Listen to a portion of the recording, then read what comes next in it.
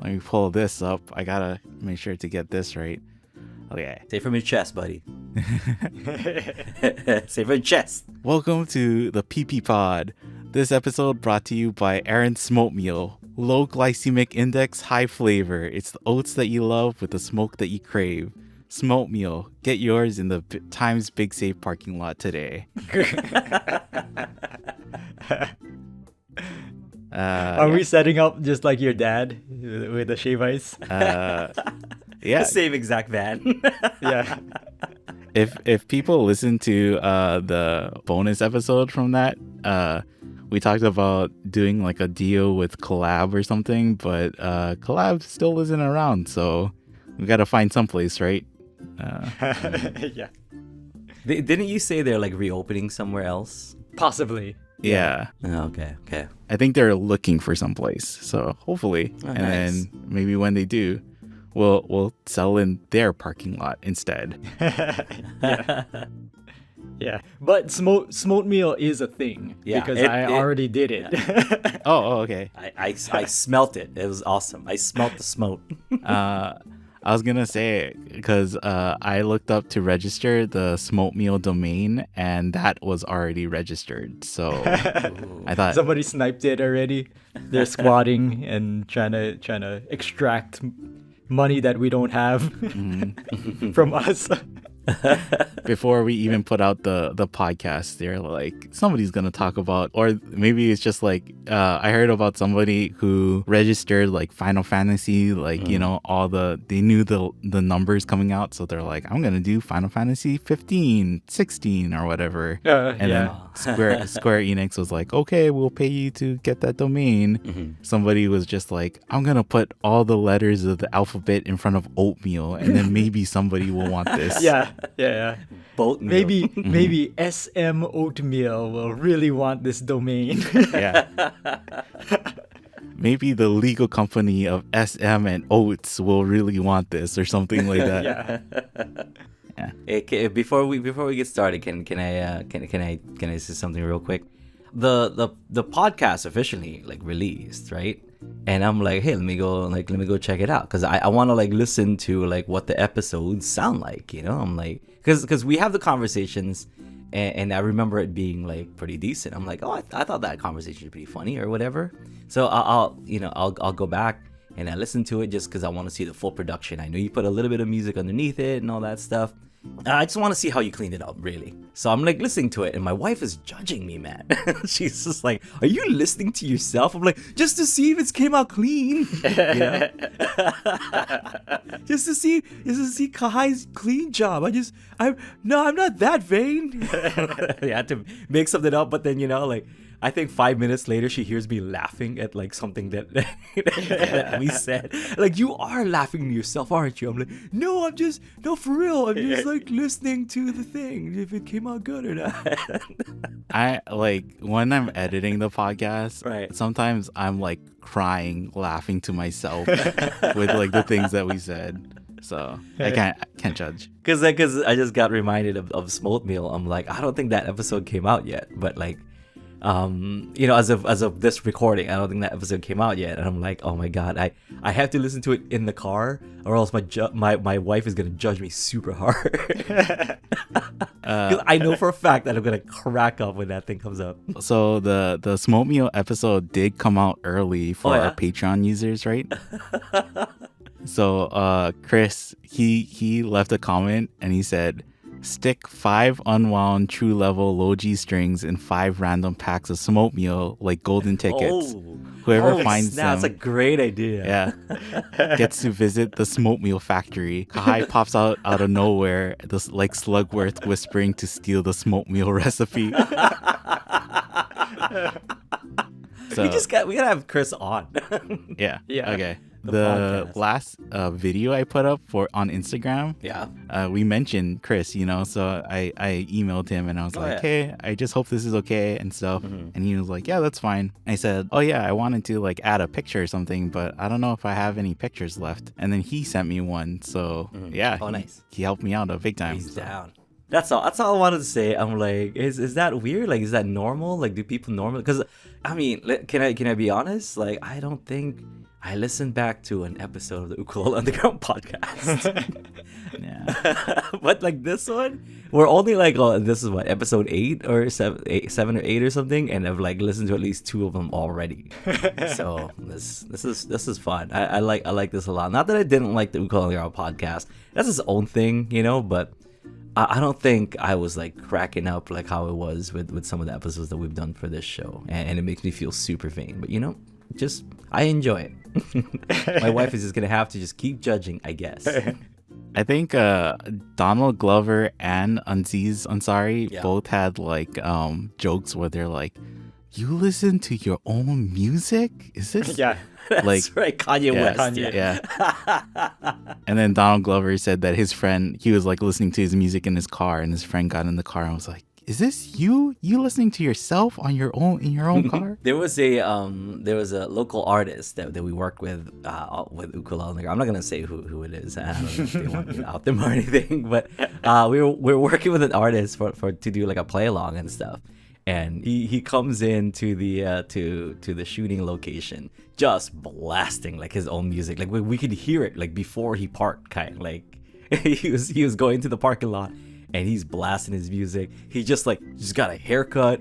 He just got like he got the works. Like he got a haircut. He got like his eyebrows like plucked or whatever, like shaped. Yeah, that's what it was. And I'm like, right on you. And you know, and I didn't think of it as weird or thick-headed or anything. I just thought it was like, that guy, you know, is really confident with his, you know, with his stuff. Like not just his music, but his looks. I wish I had that kind of confidence, and maybe I do now, Kahai. Maybe that's why I'm listening to myself. Maybe I shouldn't be afraid of my wife judging me, Kahai. I like that, like, you know, you said it, and then people might like go like, "I wonder who it was. Ooh, I'm gonna look back." And Yeah. Who has shaped eyebrows? we might have just said it before on like the previous podcast. So Well, they're gonna have to find it. yeah. And I can say this because like this person is not like that at all, right? Yeah. But then it's like funny. They're like, "Oh, was it Joey? Was it Joey Charles who came in listening to his own music?" It's like, no. Can we just say it is Joey Charles because he wouldn't care? Yeah. Yeah. We'll get Joey on the podcast one day too, Yeah. and be like, "Oh yeah, you came Oh, in yeah, bumping." man. So in a world full of Kanye West, you want to be a Joey Charles. Yeah. You know, it's like we're waiting to film, and Joey came in and he was just singing. It's like, "Hey, it's a wonderful day," right?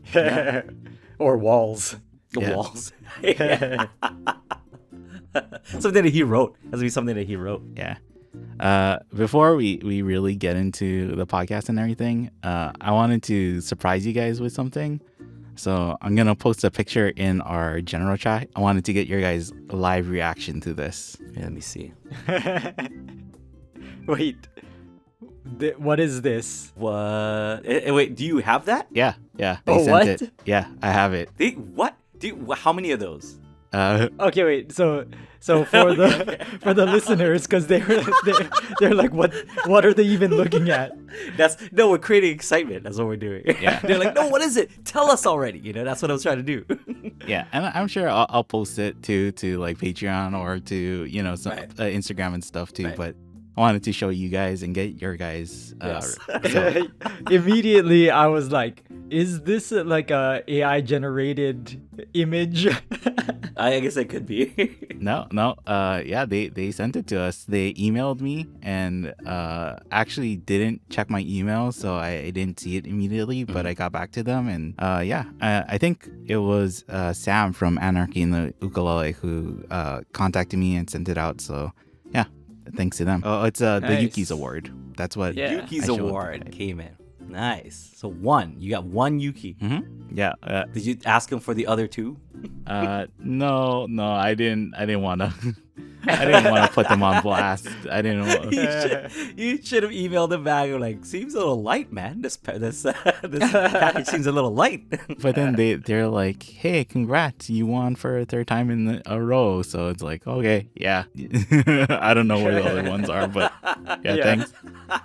We got one. Oh, yay! Hey. Okay, I'll now, so does that mean that now we have to build out another studio for this podcast? so that we can display it in the background? No, I'm thinking I'm gonna just give it to Aldrine, and Aldrine can do whatever he want with it. Yeah. We have to give it to its rightful owners, right? We don't actually own that thing. We don't own Ukulele Underground. That's not ours. That's true. We can just take pictures with it before we send it to its rightful owners. I don't know. They sent it here, so I'm thinking, and I don't think that the other people listen to this podcast. So Yeah, they probably don't listen to this podcast. All right. But see, that's probably why you're passing it off to me. Because if they go knocking and they're asking like, "Hey, I heard you have our stuff." They're gonna raid Aldrine's house. It's a stolen merchandise. yeah. I'm gonna cut this part out, but it's like, are they really? No, keep it.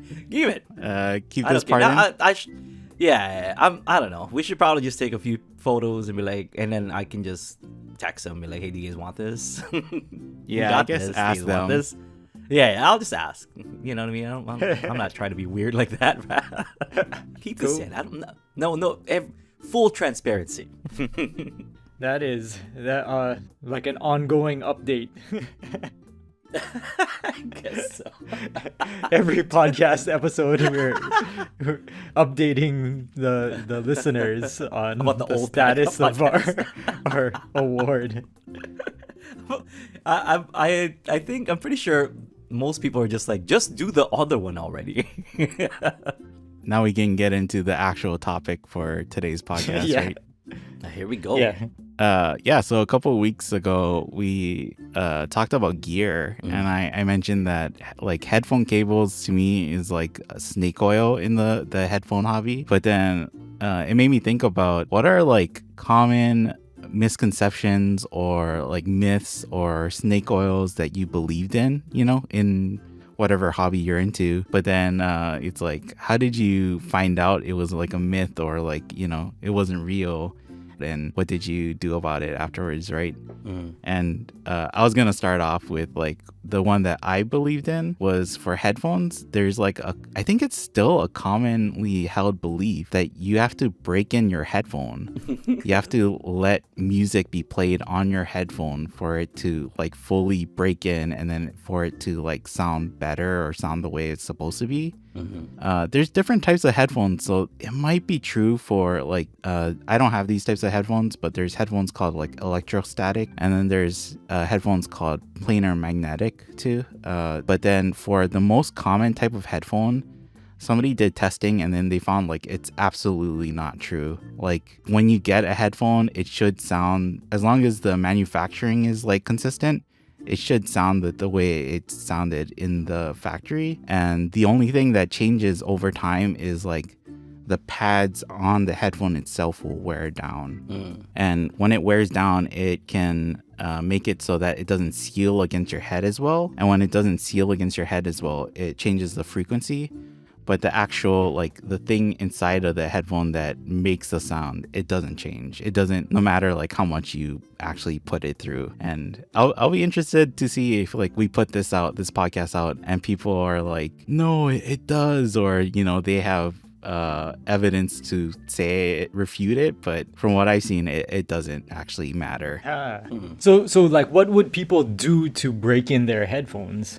Because like I was only thinking about the pads from when you first stated it. Like I was thinking that's what you were talking about. But like people, do they have like something that they do to break in their headphones, like as far as like the driver? Yeah, I guess I should explain too.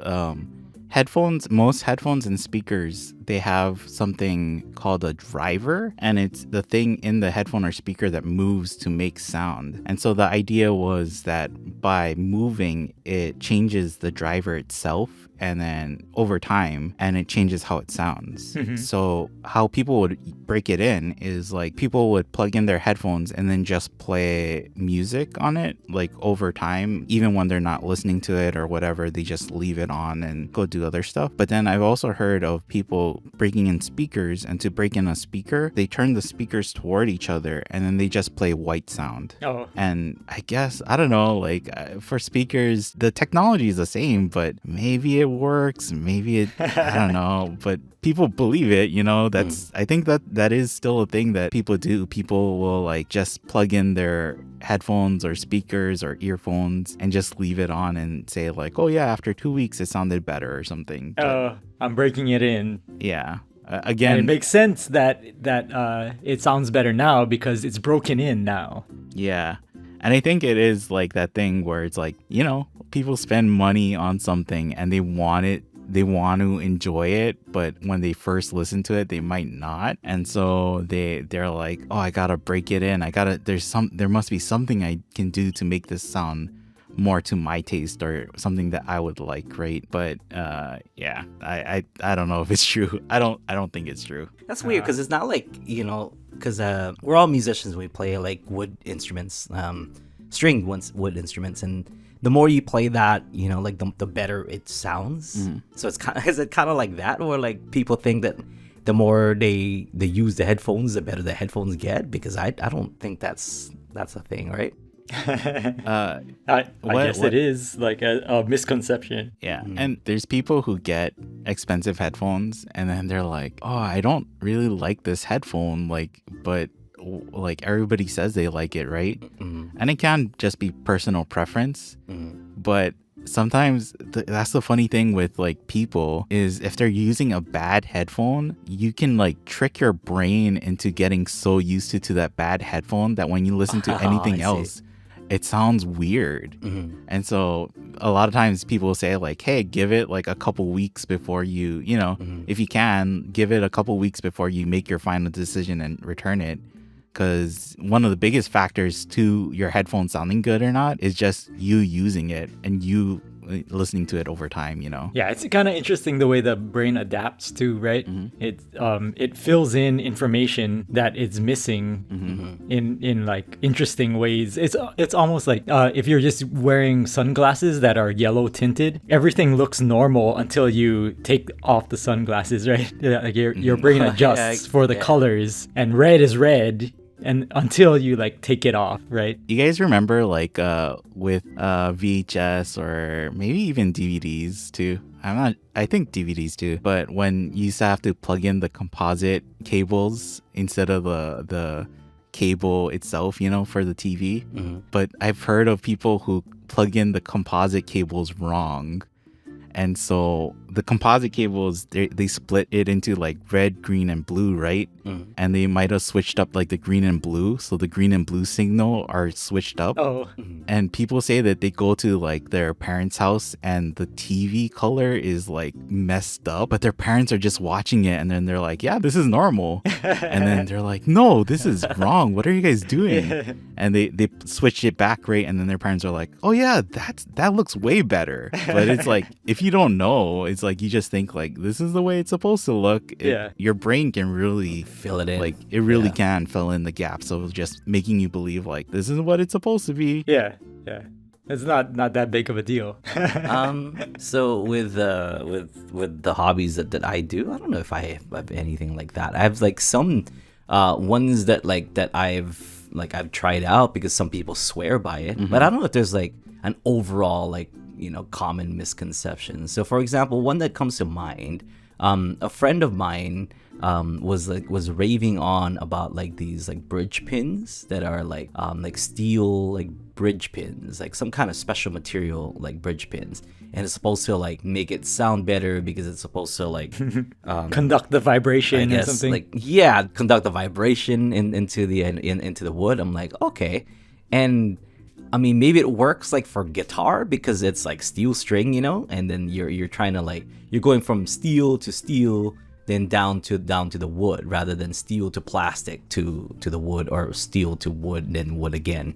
But I tried them out and it just like, I mean, I guess it makes a difference, but not like a good one, you know. Like it actually sounded kind of bad because he was like, oh yeah, he was like, it sounds, you know, it sounds good because it sounds louder and like it projects and stuff. And I think for like a little bit I was like, yeah, it does sound loud, but like I took them off because I was like, it sounds loud in like not a good way. But I remember like I didn't want to burst anybody's bubble just in case, because I think I did mention it, but I guess maybe I was like trying to convince myself because I went out of my way to go like get like a set of I think it's like brass. It's like brass bridge pins, and yeah, and I took them off. I don't know if it did any kind of damage to my ukulele, then enhance it, as a matter of fact, because I was just like, this is not good. So it was like a snake oil that I'm like, yeah, maybe it is, it does make it sound better. But after a couple of weeks, I'm just like, no, I think that's just me trying to convince myself like that this wasn't a waste of time or money, Other than that, like, because some of the stuff that that people swear by actually do make a difference. Like some people swear by like the material, the strings, and the different like tensions and stuff, and that that also works. Another one that I fell into, which kind of does make a difference, but not like to the price point. And I think we've talked about this before, but like I think Kahai has talked about cables and how like Kahai said cables don't make a difference, and that's his snake oil to headphones, but the cables do kind of make a difference, with ukulele or guitar and stuff. But I don't think it's the kind of difference that you would pay that kind of money for, unless you have that kind of money just laying around. You're like, hey, I could make my sound like 0.5% better or whatever, like nothing's really gonna take the place of just practicing and playing better, like nothing's really gonna take the place of that, unless you do have some money. You're like, I do sound like 5 or 0.5% better. But it does make a difference. Like I try those expensive cables and it does sound cleaner and all that stuff. But if I'm playing dirty anyway, it doesn't really make a difference. So I stopped using that. But those are the couple of like kind of snake oils and misconceptions in what I do. I'm trying to think of one for One Piece, but I can't think of any other than like they have like official sleeves. Like One Piece, the card game has like official card sleeves, and it makes you think that like that must be what I should get for my deck. But they're like the worst feeling like sleeves that you can put on, and it's pretty well known in the community. So it's not like people are saying that no, these are the ones that you got to get. But the official sleeves that they have, they just stick, and as you use them, they get even stickier. So like shuffling them is pretty terrible. But I must say, like the designs, they have the best designs because it's like it's the official product, like they have some really cool like designers working on the on those sleeves. But I wish they felt better. So what some people do is they would get those sleeves and then they would just put over sleeves on top of that so that they feel a little bit better. But it's like it's just making the deck like harder for me to shuffle because it's getting like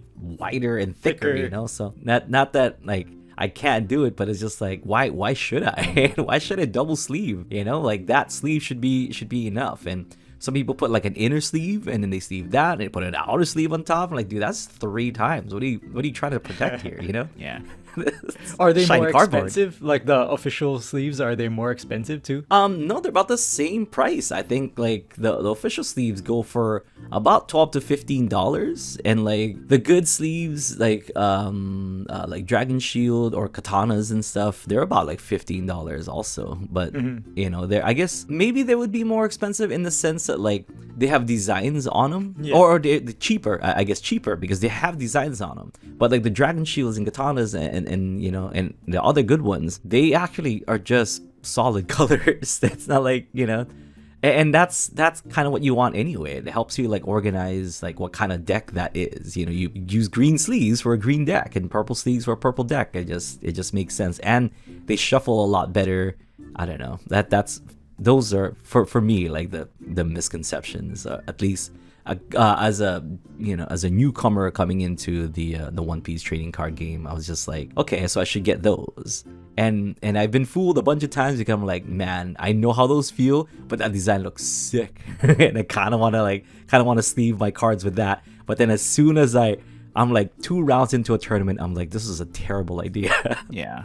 It's kind of the same thing for regular playing cards, right? It's like one of the trends for regular playing cards was like borderless playing cards. And it is like, oh yeah, it is cool. But then people find that like very quickly it's like, oh, you scuff the border and it becomes super obvious that the edges are like they start to lift up too, and you can see the white spots on them. So Yeah. it's like for magic and stuff, it's like yeah, maybe not borderless.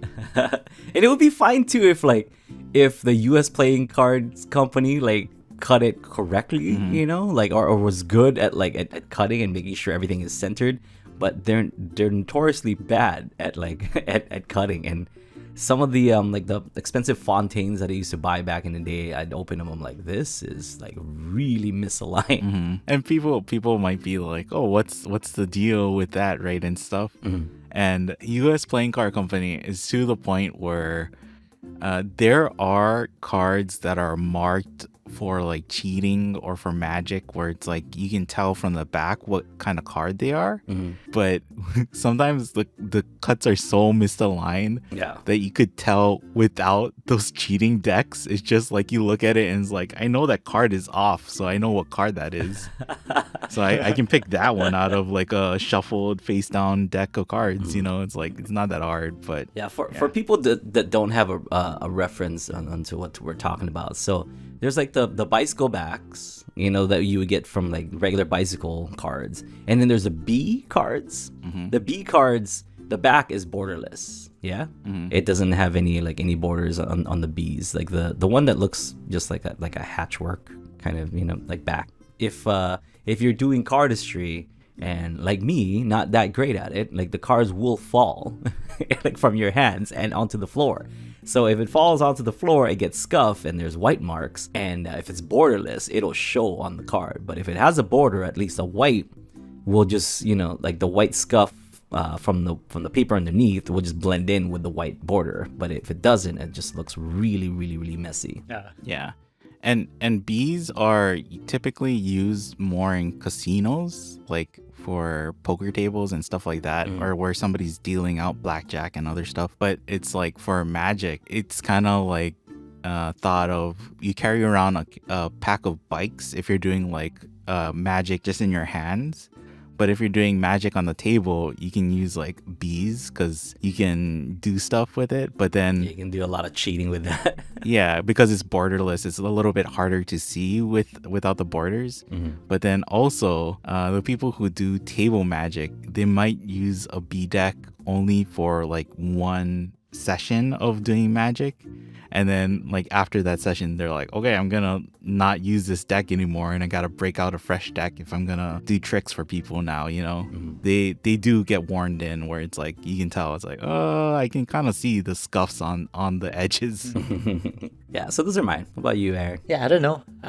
The one thing that was coming to mind was for like running or distance running or like any endurance athletes. I'm not a professional runner at all, and I've only really cared about beating my own times. But everybody talks about carbo loading, you know, like it's like in the public like mind, whatever. Like when people think about endurance sports or whatever, running a marathon or something, you know, or even like a fun run, they think like, oh yeah, I got a carbo load. But that's a total misconception. Yeah, I think it probably stemmed from there was actually like a scientific paper that was done. I don't know when, like in the 70s or 80s, where they had a bunch of endurance athletes, and what it was like they were on like a strict diet, and it was kind of a low carbohydrate diet, because like for training, like that's actually pretty good. So for the entire training season, they were on a low carbohydrate diet. And then just before the race, they carbo loaded, and then that allows you to have like a lot of glucose like available in your system that you can draw from. But because your body is fat adapted, like it can use that for most of the race, right? You can burn fat for most of the race, but you also have like glucose available in your bloodstream so that you can tap in and do sprints if you're climbing hills or whatever. You can use both systems, but your body is trained to primarily to burn fat. And so like most people think like, I'm just eating my regular diet and training and then I'm gonna carbo load, and that doesn't do anything really. Yeah. I guess so. I never really because I was doing like the 4 hour body like at one point in my life, and you would do like slow carb because you want to like tap into the fats and burn fat. Yeah. Like, after using like the slow carb. Yeah, but then I saw the episode of The Office where like, yeah, I got a carb. I mean, he did it wrong. He did very wrong. Yeah. I guess that's like the best example of what carbo loading is like, right? I gotta eat an entire pan of fettuccine alfredo before I do a Right fun before run. the race. So as soon as you said fun run, I thought of The Office. Yeah. But yeah, like I guess so, because after like you use your reserves or you use whatever like carbs that you had normally, you would tap into the fats, and like the fat is actually like better energy for you anyway, right? Yeah, it's what Like to burn. sustains. Yeah. Yeah. So really, like it comes with a bunch of caveats. Like you need to adapt your entire like system to burn fat primarily, and then only. And I think it's like you have to carbo load 24 hours before the race, and you have to make sure that you're done eating maybe like 12 hours before the race. So it's not even that. Morning of, it's too late. It's I thought that yeah, I thought I heard too that test was like, I mean, scientific testing has gotten better over the years, right? So I thought I heard that like that test was pretty skewed too, where it was like could have been not the, because I don't know if I'm getting this right, but I also want to say that they test like if nicotine was good for you or not, like in that same test. And so they just had people smoking while they're doing that too, and then they're like probably not smoking is like a better thing, but they're testing that too. But then I think it's like also the whole point of Gatorade too and electrolytes, right? Yep. But like when you look into it, that whole scientific research, it was sponsored by Gatorade, right? Yeah. Like the company. So it's like, yeah, I kind of think that they want to tell you like, oh, athletes need electrolytes and this is what you need to feel better after doing stuff. And it's like, yeah, some salt is good for you, but not necessarily Gatorade. Yeah. Also, I guess that too, a lot of people, like just friends and family, if they're doing like a half marathon or something like that, they're like, oh, what do I do to fuel during the race? And for the most part, you actually don't need to fuel. Just water's good. But there's like there are so many, like the companies have drilled it into people that like you need like goo, like a gel pack that you have to keep on your person all like throughout the race so that you can fuel up mid race, and like there's shot blocks and gels and protein waffles and things like that now. And yeah, for the most part, like unless you're planning to be out there for like more than 5 hours, 6 hours, like you probably don't need any of that stuff. Just eat a good meal the night before. Make sure that you're hydrated, you stay hydrated throughout, and you should be good because you have enough like reserves just in the fat cells of your body. And like if you're not like on a keto diet, then you probably have enough glucose to get you through 13 miles easily. pretty easily. So well, I was listening to like a in my re-listen to the podcast and stuff, you're talking about shoes. Like a lot of it is you're trying to like look for the right shoe and stuff that was for you, but then you were saying that form like is better than getting a good shoe.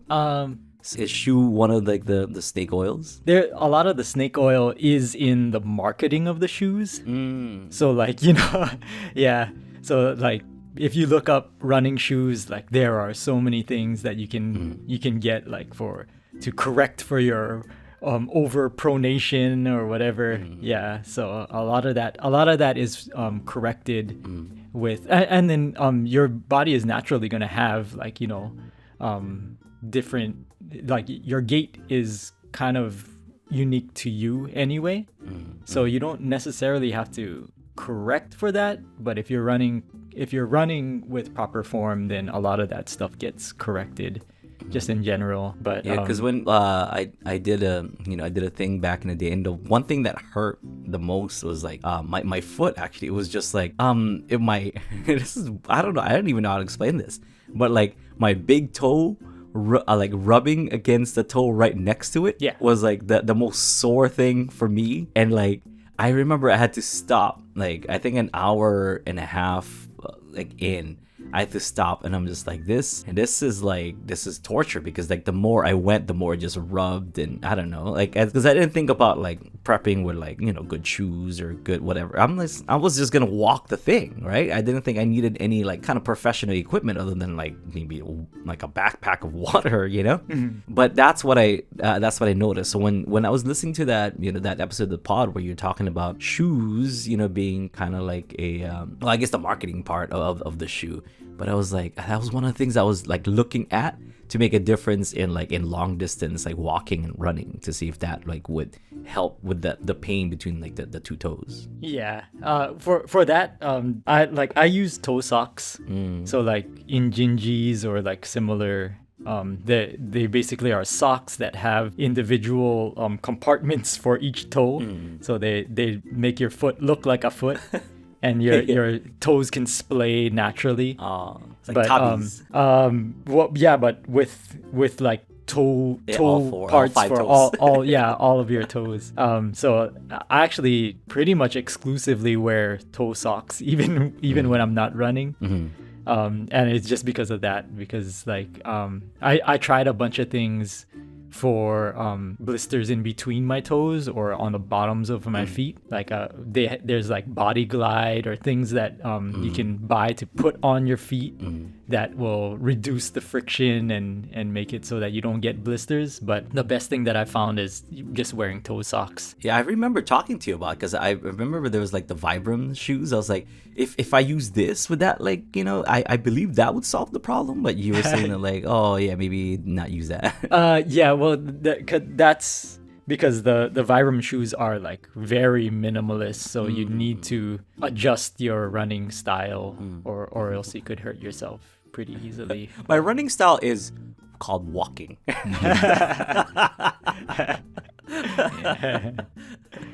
I think even like running though, and you know, you mentioned, Aldrine, like musician kind of snake oil and myths and stuff like that. The problem is though that it's like you do see professional people kind of using these things, and you know, like for whatever reason that they're doing it. But then I think a lot of times people buy into these things without seeing any like actual evidence or like very clearly stated evidence. So it's like I think that was like the thing, right? Is like with electric guitars for years, and I think it's still, people still believe this, it's like tone wood matters for electric guitars. For like a solid body electric guitar? Yeah. Oh, yeah. But it's like, you know, it's like people show where it's like, this is a guitar without attached to anything. It's like basically strings over empty air over a pickup,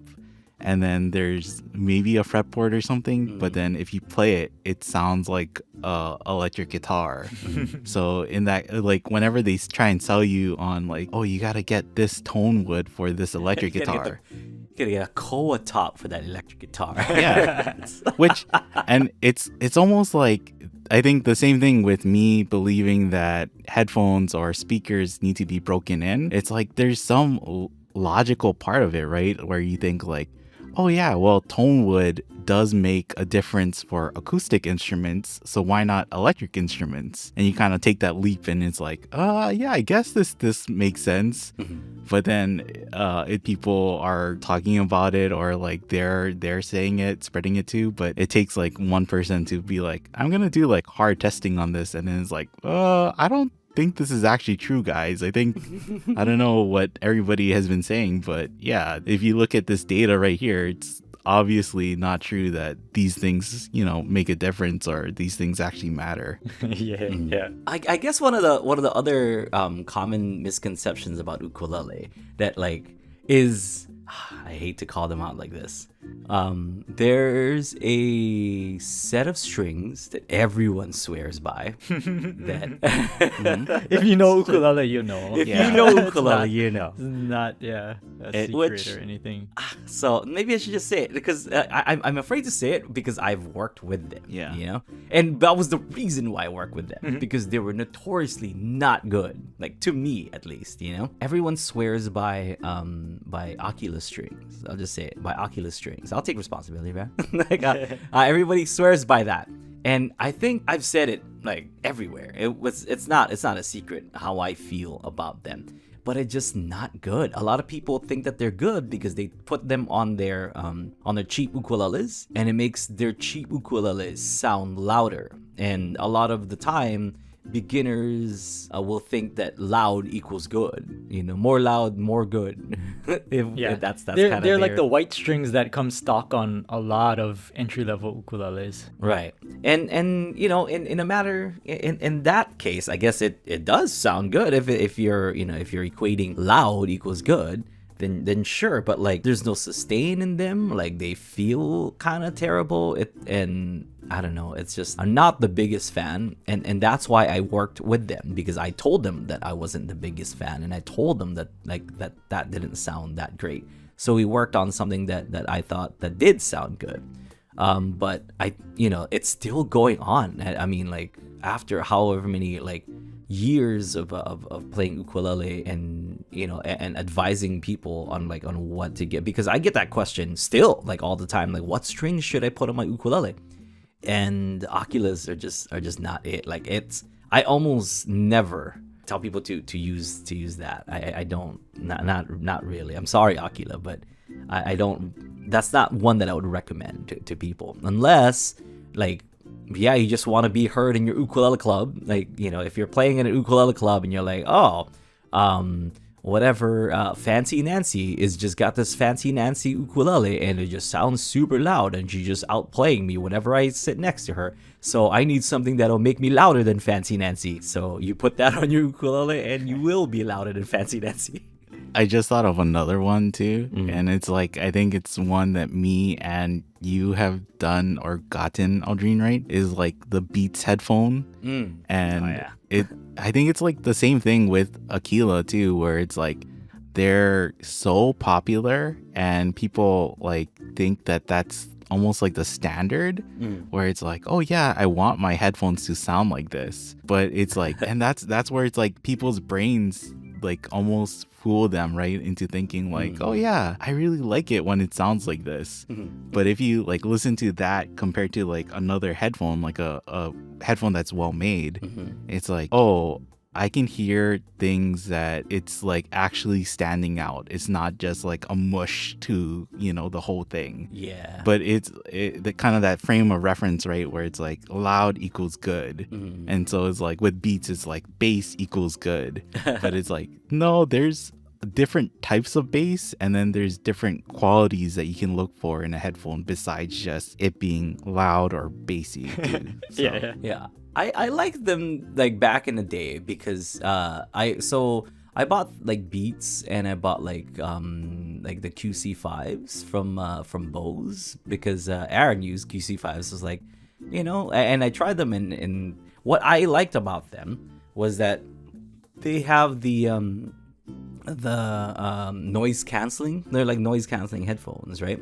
Because I would fly a lot, especially during that time, and using those headphones, but I did think that they sounded good, and then I listened to like ones that actually did sound good. So I know exactly what you're talking about. But I think I was mostly after them for the noise canceling part, especially because once I switched over to the QC5s from Bose, I was like, this is why did I ever get like Beats? Because Beats they sound not that great they compared to these. Like the Bose like sounded better. It had a better noise canceling, and but yeah, I learned that noise canceling, they're like adding that white noise to the music to make it cancel the noise out, but that's not really like the true sound coming from the track or whatever it is that you're listening to. So now I'm a smarter person, Kai. Yeah. But I mean, it just depends on like what you're using it for, right? 'Cause, Yeah. like So at that time, that's what I was using it for. It's Yeah, just to like- cancel the noise from the plane. yeah, and for us filming at NAM, That's true. Yeah. they were available. Like you could go anywhere. You could get a replacement pair easily, and then they worked for like loud situations when you needed to Yeah. hear what was Yeah. actually being recorded. So like that's perfectly fine for that use case. Yeah, that and like they were like wireless. They were like I think Beats were like my first wireless headphones, Oh. and that was a big deal. Like when because I would want to sleep like on the plane, and if there was like wires like attached to me, it was so annoying because if I'm in the middle seat or whatever, I like the aisle seat. If I'm sitting in the aisle and Aaron needs to like use the restroom, I have like I already have like a million things attached to me.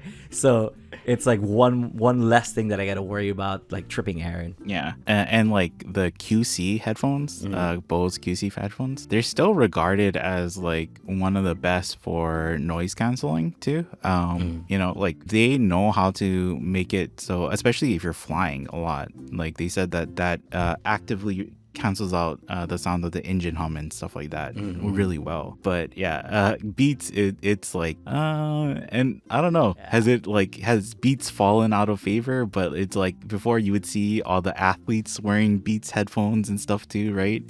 And then it's like yeah, I guess so. I think still, dude. Yeah. Because I watch tennis, so a lot of like the tennis guys will come out like out of the court and stuff, and they're like all decked out, and most of them are wearing like Beats headphones. Because I guess like in order to prep or like to hype themselves up, they like listen to music and whatever. And most of them are still wearing Beats. Yeah, I wonder how actively they are like scouting or like trying to sponsor. It's true. Yeah. Yeah, and I'm sure it's like those people too. It's like, you ask them like, what are you listening to on your Beats headphone?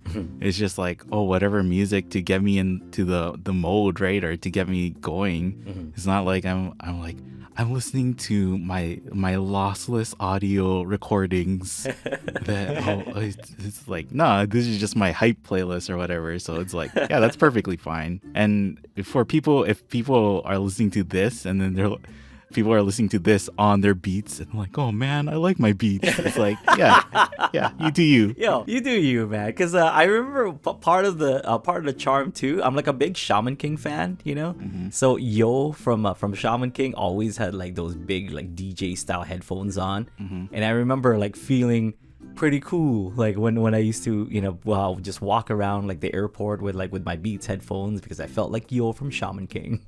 Yeah. I think we talked before, I don't know if it was like the first or second podcast, where there's like the bell curve, right? Where it's like, I like this entry level thing. You go up the curve, it's like, that's trash. And then you go back down and you go, oh, I like the entry level thing again, right? Yeah. But I feel like that bell curve is the same thing with headphones, where it's like, ooh, big headphones are pretty cool. Then you get to the top of the bell curve and it's like, oh, these headphones are too big. They're not cool at all, right? And then you go back down and it's like, oh, okay, they're kind of cool. But there's headphones that are massive, and it's like you probably wouldn't see people taking them out. You wouldn't see tennis players wearing those headphones and being like, yeah, trying to get into the mode. I'm using my electrostatic headphones that I need to bring a whole amplifier with just to use them. Yeah, tube amp. Yeah. I think there's something to it too that like walking around like the plane or sitting on a plane with humongous headphones that like people will leave you alone. I think sometimes I'm not even listening to music. I just don't want anybody bothering me. I would put the headphones on and I would put the noise canceling on, but not actually like listen to anything. It's just so that people are like, oh, could you? Oh, yeah, never mind. Like they're trying to ask you for something, but it's like, nope, not gonna do it. Don't bother me. Don't talk to me. That is a thing where it's like even wearing AirPods or IEMs or something, right? They're too small, so it's like people can't see them. So they'll come up and start talking to you, and you're like, I couldn't hear you at all. You got to repeat the last 5 minutes. I wasn't paying attention. And I guess if they did bother me, I'd be like, excuse me, sorry, I couldn't hear you through my Beats brand headphones. Excuse me, I couldn't hear you through my Beats by Dr. Dre headphones. Yeah. Sorry, it's just the noise canceling in this thing is so good. On this Dr. Dre Beats headphones is just so good that I couldn't hear you. I'm sorry. Yeah. Yep. So I don't know, all the things, right? It's like, because even what you were saying, Aaron, right, about like having food or the fuel or stuff for running a marathon. Yeah. Do whatever you want. It's like, if that makes you feel like you're safe. I have enough fuel to make it through. If that's like a comfort to you, then you can do that too. Because if you don't buy into the marketing hype of certain brands, right, and you're running a marathon and you carry like something to eat during the marathon, and you know that you're the type of person who would want to do that, it's like, that's not necessarily a bad thing, right? It's like, you just do what works for you. Yeah. Yeah, a lot of it is marketing. Yeah. So that's why we gotta up the marketing on that Smoatmeal, baby.